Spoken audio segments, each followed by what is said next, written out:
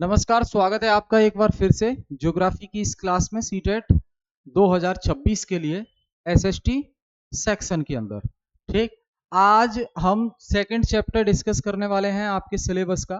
First chapter जो कि basic theories थी, उसमें कॉन्सेप्ट थे किस ज्योग्राफी साइंस है या सोशल साइंस है, वो ये हमने डिस्कस किया था पिछली क्लास में। आज हम उसी का सेकंड चैप्टर डिस्कस करेंगे ज्योग्राफी के सिलेबस का, जो है प्लैनेट, यानी कि earth in the solar system. Earth in the solar system, ये देखिए पूरा कंटेंट आपका एनसीईआरटी का है, तो परेशान होने की जरूरत नहीं है। एनसीईआरटी से ही पूरी चीजें बनाई गई हैं यहाँ पे। अब देखो, यहाँ पे पहली टर्म आपके सामने है, सेलेस्टियल बॉडीज क्या होती हैं, खगोलीय पिंड क्या होते हैं। ठीक, तो भाई देखो, सेलेस्टियल बॉडीज उन सबको कहते हैं जो अंतरिक्ष में देखने को हमें मिलती है। फॉर एग्जाम्पल सन, मून और all other object shining in the night sky are called celestial bodies.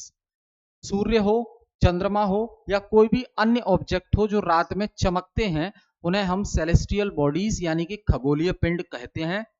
तो सूर्य, चंद्रमा और रात के आकाश में चमकने वाले सभी अन्य पिंडों को खगोलीय पिंड यानी कि सेलेस्टियल बॉडीज कहा जाता है। ये देख रहे हैं आप, ठीक है। The moon, stars and planets cannot be seen during the daytime because the very bright light of the sun does not allow us to see them.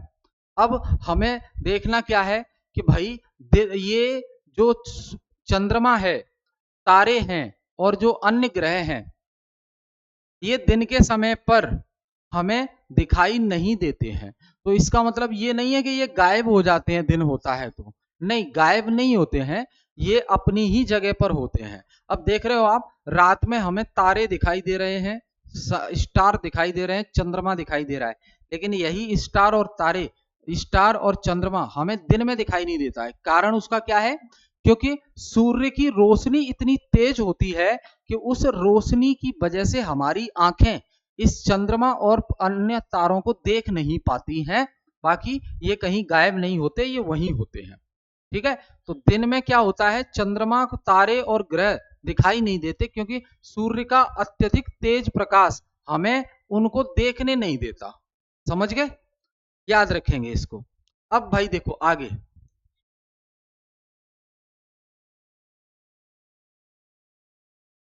Stars. Stars क्या है? तो स्टार्स आर सेलेस्टियल बॉडीज, ये हमने देख लिया। तारे भी एक खगोलीय पिंड है। That are very big and hot.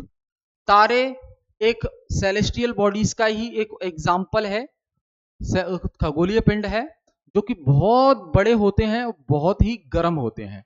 बहुत ही बड़े और बहुत ही गर्म होते हैं। They are made up of gases, और ये गैसों से मिलकर बने होते हैं। अब they have their own heat and light. अब जितने भी स्टार हैं उनके पास अपना खुद का ऊष्मा और प्रकाश होता है, which they emit in large amount, और ये उसको बड़ी मात्रा में उत्सर्जित करते हैं, छोड़ते हैं। The sun is also star. सूर्य भी एक तारा है। सूर्य भी क्या है? एक तारा है। जैसे और स्टार होते हैं, सूर्य भी एक स्टार है।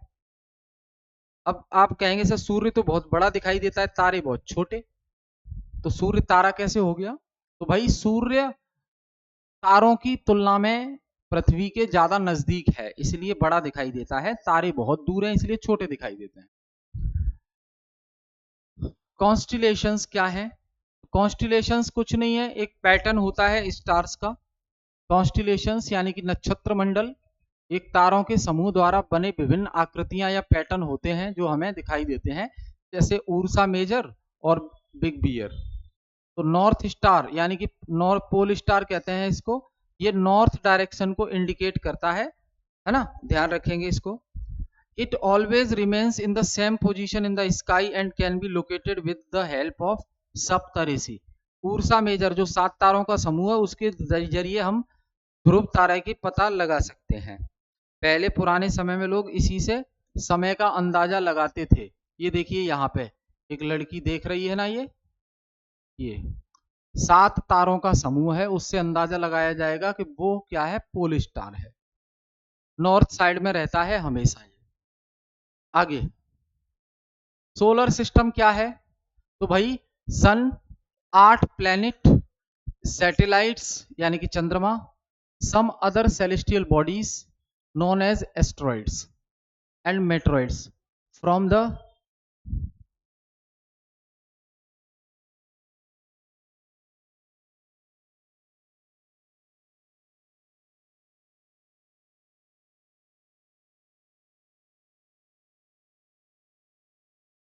ये देखिए सोलर सिस्टम क्या है?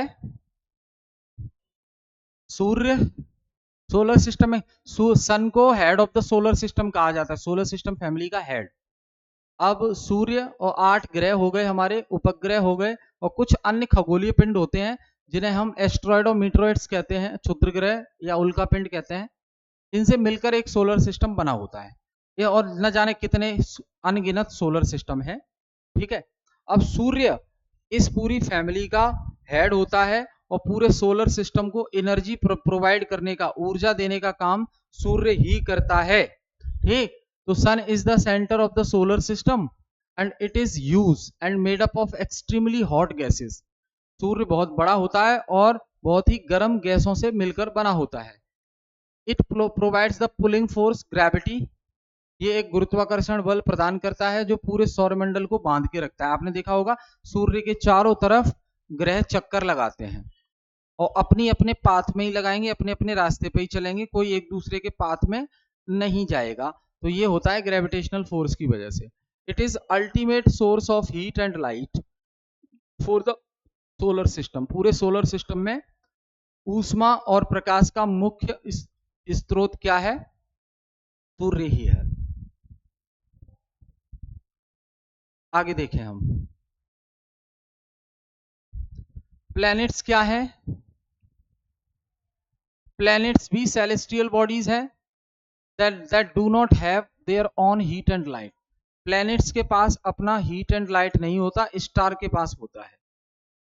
फिर प्लैनेट्स चमकते कैसे हैं? तो वो सूर्य की रोशनी से चमकते हैं। They shine because they reflect the light of star. Earth is also a planet, पृथ्वी भी एक ग्रह है। It gets all its heat and light from the sun. पृथ्वी पर जो हीट और लाइट आती है वो सूर्य से आती है। अब 8 प्लैनेट हैं हमारे सोलर सिस्टम में, 8 प्लैनेट्स हैं हमारे सोलर सिस्टम में। इसकी ट्रिक भी एनसीईआरटी में दी है, my very efficient mother just served us nuts. Sequence में सूर्य से दूरी के क्रम में बुध, शुक्र, पृथ्वी, मंगल, बृहस्पति, शनि, अरुण, वरुण, यूरेनस, नेपच्यून। अब अर्थ क्या है? It is the 5th largest planet by size and is slightly flattened at the poles. Size के अकॉर्डिंग तो 5वां सबसे बड़ा ग्रह है ये 8 ग्रहों में, और ये पोल पर, जैसे ये पृथ्वी है तो ये वाला नॉर्थ पोल है और नीचे वाला साउथ पोल, यहाँ पे चपटी होती है पृथ्वी, है ना, यहाँ पे कैसी होती है?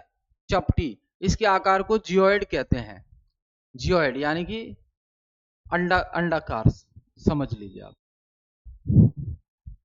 पृथ्वी एक यूनिक प्लैनेट है सोलर सिस्टम में जहां पर जीवन संभव है, क्योंकि पानी, हवा सब पाया जाता है यहाँ पे।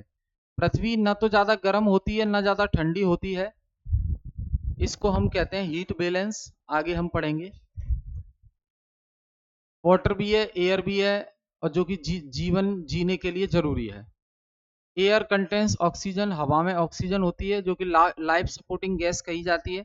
अगर ऑक्सीजन ना मिले लोगों को तो मर जाएंगे। ठीक है, पेड़ भी बहुत ज्यादा भूमिका निभाते हैं। आगे, from outer space the earth appears blue. Space में दूर जाके अगर हम पृथ्वी को देखते हैं तो पृथ्वी हमें नीली दिखाई देती है। उसका कारण है क्योंकि 2/3 पानी है पृथ्वी पर। पृथ्वी का जो सरफेस है, धरातल है, उसके 2/3 हिस्से पर सिर्फ पानी पानी है, इसलिए नीली दिखाई देने की वजह से इसको हम ब्लू प्लैनेट भी बोलते हैं। सैटेलाइट, सैटेलाइट एक सेलेस्टियल बॉडी है जो ग्रह के चारों तरफ चक्कर लगाती है। ग्रह क्या है? ग्रह किसके तरफ चक्कर लगाते हैं? चारों तरफ किसके चक्कर लगाते हैं? सूर्य के। तो सूर्य के चारों तरफ चक्कर लगाने वाले को ग्रह कहते हैं, और ग्रह के चारों तरफ चक्कर लगाने वाले को क्या कहते हैं? उपग्रह यानी कि सैटेलाइट्स। चंद्रमा मून एक नेचुरल सैटेलाइट है पृथ्वी का। अब सैटेलाइट ह्यूमन मेड भी हो सकते हैं और नेचुरल भी हो सकते हैं, ठीक है।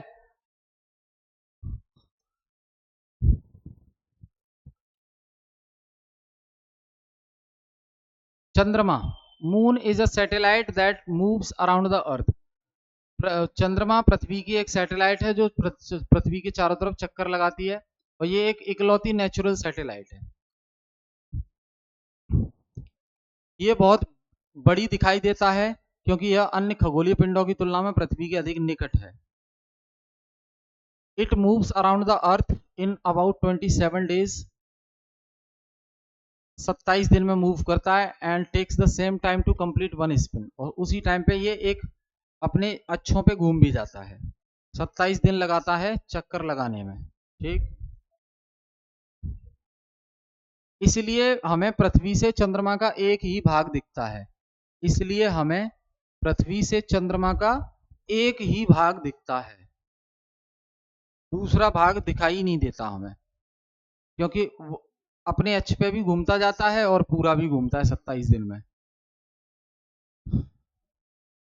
चंद्रमा विभिन्न समयों पर अलग अलग आकारों में स्थानों में दिखाई देता है हमें।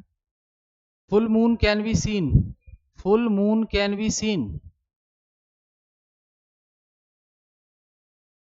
पूर्णिमा की रात को लगभग एक महीने में केवल एक बार पूरा चंद्रमा देखा जाता है और 15 दिन बाद चंद्रमा बिल्कुल भी दिखाई नहीं देता। यह अमावस्या का दिन होता है, न्यू मून कहते हैं।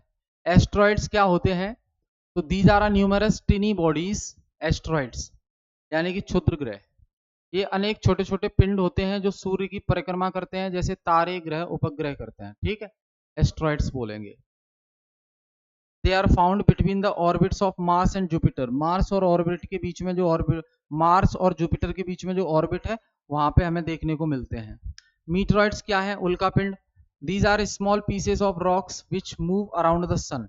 ये भी पत्थर के टुकड़े होते हैं जो सन के अराउंड मूव करते हैं। ये और कभी कभी तो ये पृथ्वी के पास आ जाते हैं और उस पर गिरने का प्रयास भी करते हैं, है ना। फिर क्रेटर बन जाता है, गड्ढा बन जाता है गिरने से। लूनार लेक बनी थी। During this process due to friction with air they get heated up and burn. इस टाइम ये हवा के संपर्क में आते हैं तो ये गर्म हो जाते हैं और ये जल भी जाते हैं, ठीक। जिसकी वजह से हमें अचानक से रात में एक रोशनी सी चमकती हुई दिखाई देती है और हम कहते हैं टूटता हुआ तारा। विश कर लो, नहीं, टूटता हुआ तारा नहीं होता, वो मीटरॉइड्स होता है। गैलेक्सी क्या है? आकाशगंगा। गैलेक्सी क्या है? आकाशगंगा। It is a huge system of billions of star, clouds, dust and gases. यह अरबों तारों, धूल और गैस के बादलों से बना एक विशाल तंत्र है। Our solar system is a part of milky way Galaxy. बहुत सारी गैलेक्सी हैं, लेकिन हमारा जो सोलर सिस्टम है वो कौन सी गैलेक्सी का पार्ट है? मिल्की वे, दुग्ध मेखला, आकाशगंगा का। ऐसी मिलियंस ऑफ गैलेक्सीज हैं ब्रह्मांड में। प्लैनेट्स क्या है? प्लैनेट्स क्या है? तो देखो, मरकरी, ये 1 ऑर्बिट अराउंड द सन, सूर्य के चारों तरफ एक चक्कर 88 दिन में लगा देता है मरकरी।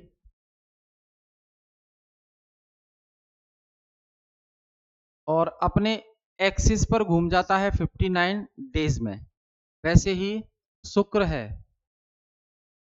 शुक्र है 255 दिन में सूर्य का एक चक्कर लगाता है और 243 दिन में अपने स्पिन पर घूम जाता है। वहीं पृथ्वी है, देखो, मरकरी और वीनस का कोई चंद्रमा नहीं है, लेकिन पृथ्वी का है एक चंद्रमा। और पृथ्वी एक ऑर्बिट अराउंड द सन, सूर्य का एक चक्कर लगाती है 365 दिन और अपने अक्ष पर घूम जाती है एक दिन में। वहीं मंगल ग्रह 2 चंद्रमा है, 1 ऑर्बिट अराउंड द सन 687 दिन में सूर्य का चक्कर लगाता है और अपने अक्ष पर घूम जाता है एक दिन में। बृहस्पति वहीं 74th मून है और ये 11 साल 11 महीने में सूर्य का एक चक्कर लगाता है और अपने अक्ष पर घूम जाता है 9 घंटा 56 मिनट में। सैटर्न, शनि के चंद्रमा बढ़ गए हैं, ज्यादा हैं, है ना, करेक्ट कर लेंगे इसको। और शनि सूर्य का एक चक्कर, यहां इसको ध्यान रखेंगे, शनि सूर्य का एक चक्कर 29 साल 5 महीने में लगाता है, वो अपने अक्ष पर घूम जाता है 10 साल 10 घंटे 40 मिनट में। वहीं यूरेनस की बात करें, 27 चंद्रमा, यूरेनस के कितने चंद्रमा 27, और 84 साल में सूर्य का एक चक्कर लगाता है और 17 घंटे 14 मिनट में अपने अक्ष पर घूम जाता है। ठीक, वही नेपच्यून 14 चंद्रमा और सूर्य का एक चक्कर 164 साल में लगाता है, सूर्य का एक चक्कर 164 साल में लगाता है और अपने अक्ष पर घूम जाता है 16 घंटे 7 मिनट में। ठीक है, सैटर्न के हम चंद्रमा देख लेते हैं, एक सेकंड बस। Total moons of Saturn 274 confirmed moons, 274 confirmed moons हैं शनि के। ठीक है, तो इसको अपडेट कर लेना।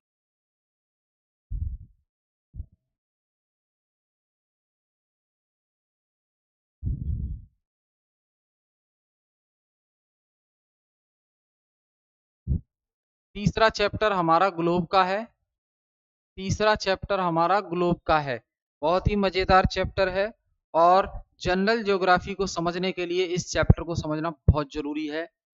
इस ग्लोब वाले चैप्टर में हम बहुत सी चीजें डिस्कस करेंगे। सबसे पहले लैटिट्यूड्स के बारे में डिस्कस करेंगे हम, यानी कि अक्षांश, फिर लॉन्गिट्यूड्स के बारे में डिस्कस करेंगे, देशांतर, फिर इंटरनेशनल टाइमलाइन के बारे में डिस्कस करेंगे, फिर इंटरनेशनल डेट लाइन के बारे में डिस्कस करेंगे, और टोटल लैटिट्यूड्स 181, टोटल लॉन्गिट्यूड्स 360। ठीक है, ये सब हम पढ़ने वाले हैं इस चैप्टर में। बहुत क्वेश्चन आते हैं, क्योंकि देखो यहाँ पे ये क्वेश्चन आते हैं कि 0 डिग्री प्राइम मेरिडियन पर अगर मान लीजिए 12 बज रहे हैं दिन के, तो 74 डिग्री वेस्ट में कितना टाइम हो रहा होगा, ये टाइम कैलकुलेट करने के लिए एक क्वेश्चन कंफर्म आता है यहाँ से। ठीक है, जुड़े रहिए हमारे साथ। 2 चैप्टर हमने डिस्कस कर लिए, तीसरा चैप्टर जो कि ग्लोब का है, ये हम अगली क्लास में डिस्कस करेंगे। बहुत बहुत धन्यवाद।